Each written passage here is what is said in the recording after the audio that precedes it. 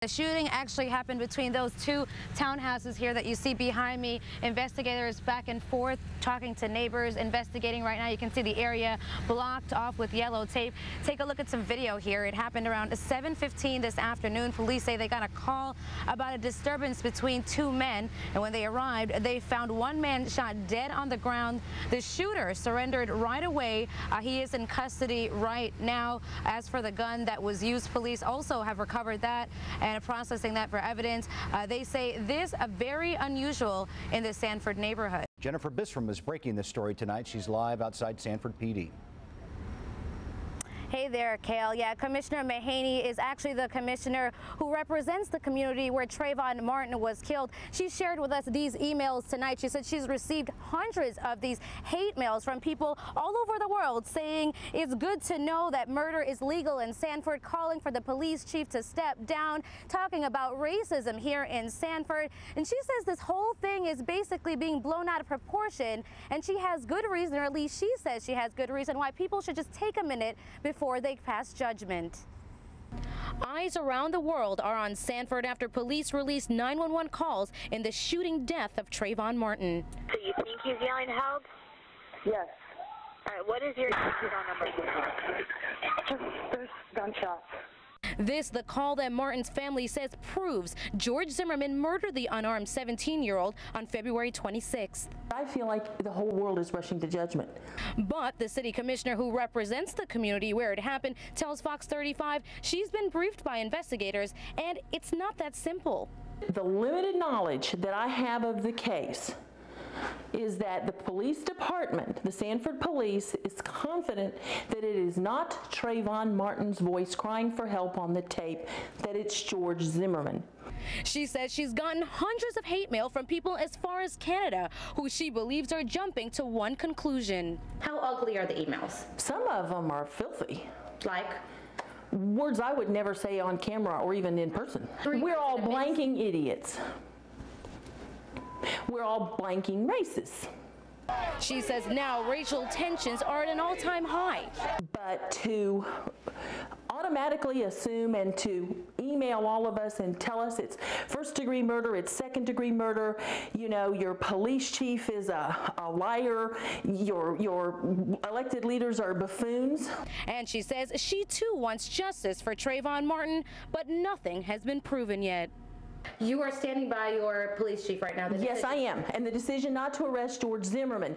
How can you rush to judgment if none of us are even positive it is Trayvon Martin?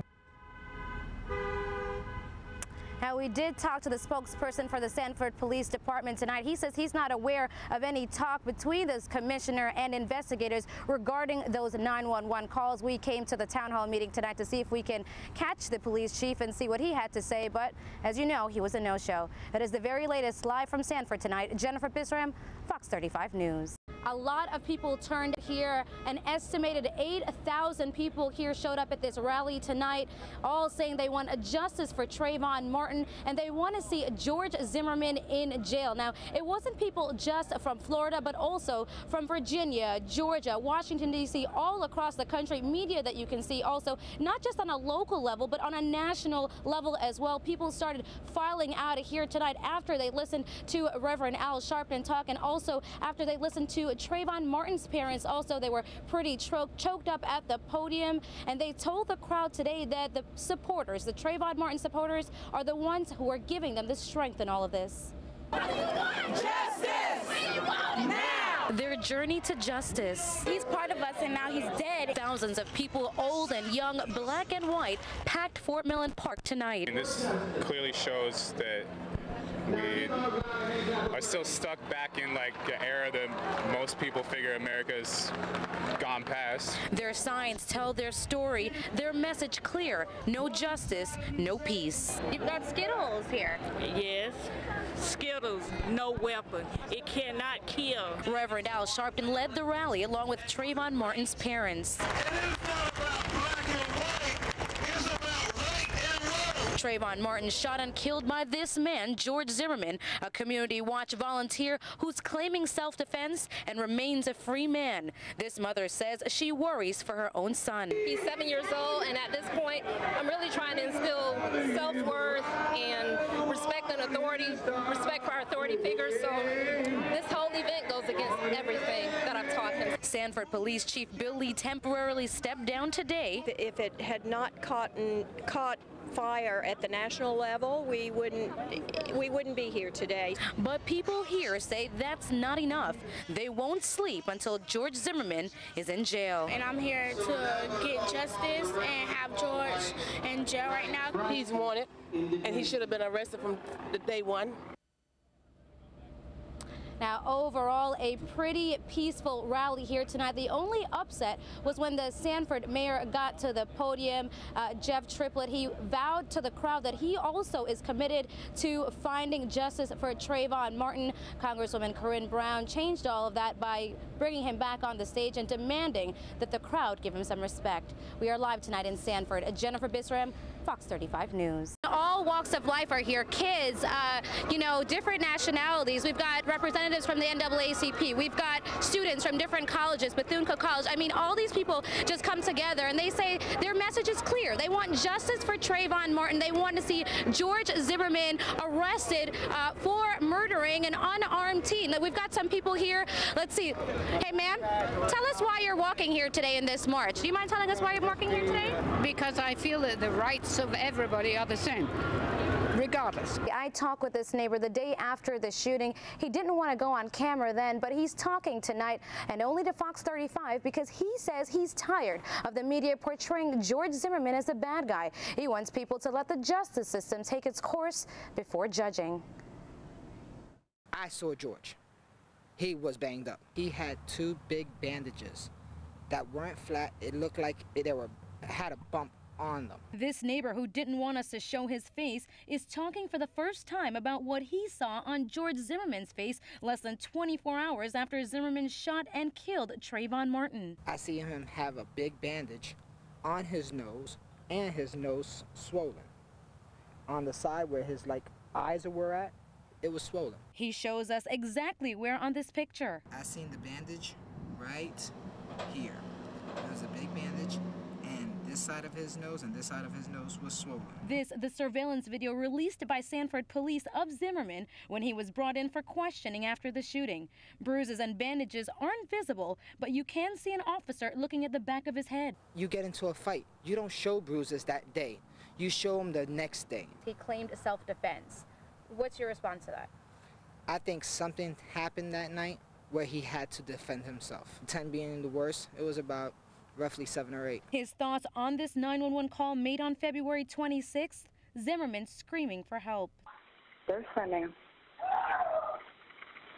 So you think he's yelling help? Yes. All right, what is your attitude on it?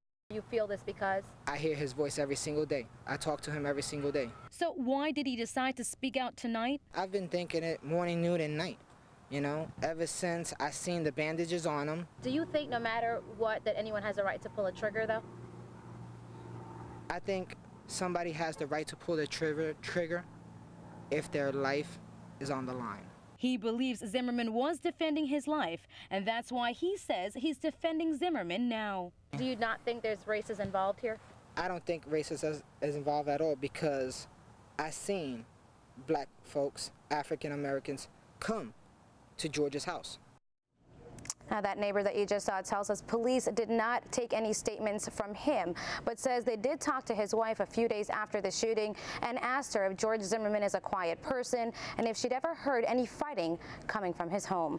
Live in the newsroom tonight, Jennifer Bisram, Fox 35 News. When I first sat down with Mark O'Mara, I wasn't sure what to expect from the guy who's working on probably one of the most talked about legal cases going on in the country right now. But he was surprisingly calm, at least in front of me. Take a listen as he talks about his client, George Zimmernan, his concerns at taking on this high-profile case, and his security strategy to keep everyone involved safe. Are you afraid sometimes? I'm worried. Taking on one of the most racially charged cases in years. My fear is the extreme people, the ones who hear the message and take it too far, could overreact, both against Mr. Zimmerman, against me. In our sit-down interview with Mark O'Mara, he says he worries for his client, his family, and himself. I live in Orlando, so the Orlando Police Department is helping out. They're doing some extra patrols and details on my office and my house. O'Mara, a defense attorney for nearly 30 years, and George Zimmerman's attorney for about 3 weeks. The first time he says the two met was in jail after Zimmerman was charged with second-degree murder in the shooting death of 17-year-old Trayvon Martin. But he says he hasn't seen Zimmerman since he bonded out last Monday. Do you feel comfortable having a relationship or representing someone that you're really not meeting? It is difficult. There's a certain amount of cloak and dagger to it. I mean, if I meet family members, I've got to meet them away from my office, or away from where they may be staying, just to maintain the security. So in that sense, it's a little awkward. O'Mara won't say if Zimmerman is here in Florida or not, but says he will keep him in hiding until he needs to be at another court appearance. Zimmerman's bond was set at $150,000, only 10% of which he had to come up with.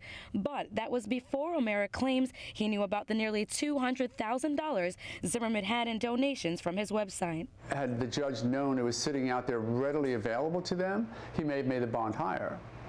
But it wasn't or isn't readily available to them now, so I don't see why he would adjust the bond. But a judge has requested the bank records from the PayPal account. I think he wants to know when it came in, and who administered it or who had availability to it. He says he takes some of the blame. And if that causes a concern for Judge Lester, we'll address it. I do not think he's going to revoke a bond. I don't think he's going to increase the bond, particularly not now that it's been secured in my trust account. I wish I had taken the time to have a better inquiry of those websites. Do you think maybe he just may fail to not mention something, or maybe something doesn't come in conversation, or and I'll be fair, or be negligent in telling you something that might jeopardize the case, or just his, what people think about him? Absolutely. And the concern is with all of my clients, not just George Zimmerman.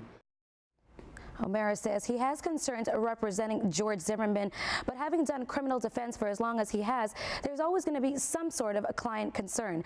His next steps in the Zimmerman case: get over the $200,000 hurdle, then file a motion to keep the information on the case private, information like witness names and addresses. Live in the studio tonight, Jennifer Bisram, Fox 35 News.